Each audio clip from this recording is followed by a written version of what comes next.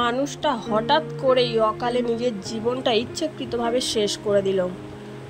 পুরো পাড়াটা নিঝুম নিঃশব্দ মেরে গেছে, আর অনেকটা আতঙ্কেই আছে বলতে পারো, ভয়ও আছে, যেহেতু এটা অপঘাত মৃত্যু, এরকম দুর্ঘটনা ঘটাবে কারোর ধারণার মধ্যেও ছিল না।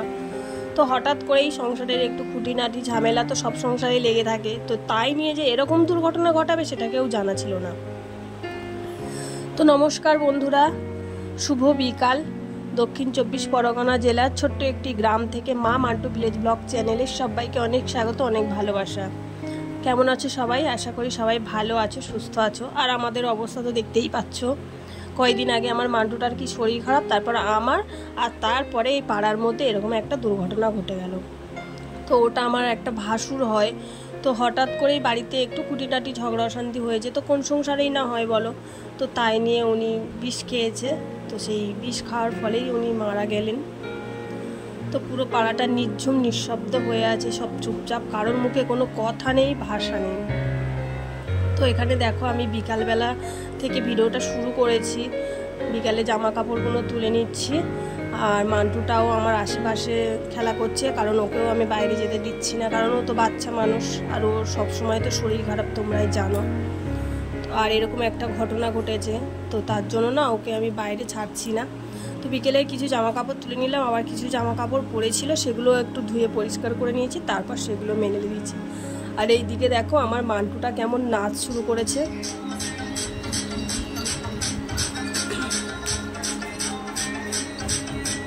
এইদিকে তাকায় নাচো।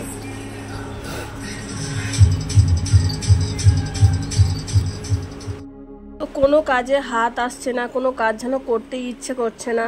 তো হঠাৎ করে বিকেলবেলা বাড়িতে একটা আম ছিল, মানে একটু খিদে খিদেও পাচ্ছিল, তো ভাবলাম অনেক দিন আম মাখা খাইনি, তো এই আমটা ছাড়িয়ে নিচ্ছি, দেখতে পাচ্ছ। তো এই আমটা ছাড়িয়ে একটু ঘষে একটু নুন লঙ্কা একটু মিষ্টি দিয়ে মাখিয়ে খাবো। তো এটা বছরের প্রথম আমি আম মাখাটা খাচ্ছি। মন মেজাজ কারোরই ভালো নেই, সকালবেলা মানে যাও করে একটু রান্নাবান্না করা হয়েছে, করে খাওয়া দাওয়া হয়েছে। তো এই ঘটনাটা ঘটেছে আমাদের মানে বৃহস্পতিবার দুপুরবেলা উনি এই ঘটনাটা ঘটিয়েছেন, আর শুক্রবার রাত 11:10-15 নাগাদ উনি মারা যান।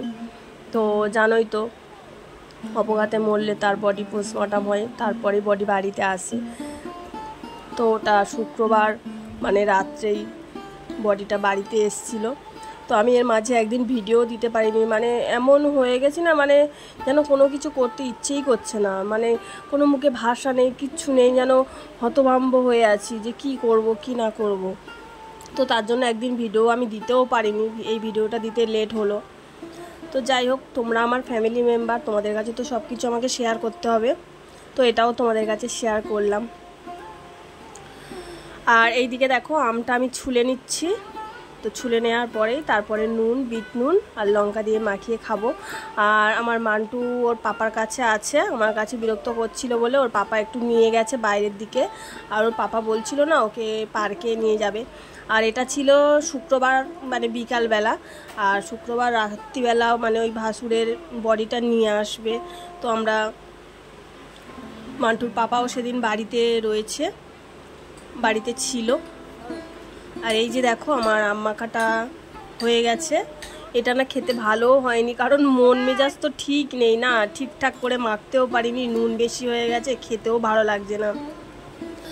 আর এই যে আমাদের গুবলু বাচ্চা, এদের জন্য আমি ভয়ে শাকও তুলতে যেতে পারিনি মাঠে, কেমন যেন আতঙ্কের মধ্যে আছি, তো তার জন্য মাঠে শাক তুলতে যেতেও পারিনি। আগের দিনের যে শাকটা ছিল ওটাই ওরা খাচ্ছে, ওদেরকে খেতে দিয়েছি, আর ওদের না প্রচণ্ড হারে খিদে পেয়েছে। তো তারপর দেখো রাত্রিবেলাও আমার ওই ভাসুরের বডিটা নিয়ে এসেছে।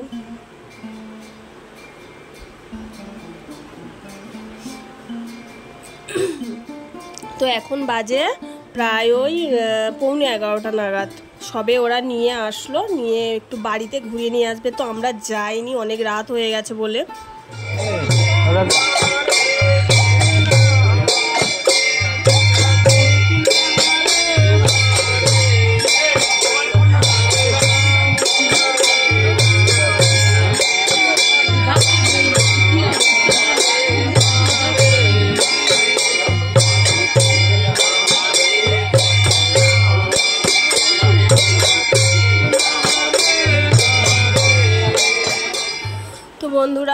কারোরই মন মেজাজ ভালো নেই, তো তোমাদেরকে দেখালাম। ওনাকে নিয়ে আবার শ্মশান ঘাটে চলে যাচ্ছে, দেখতে পাচ্ছ।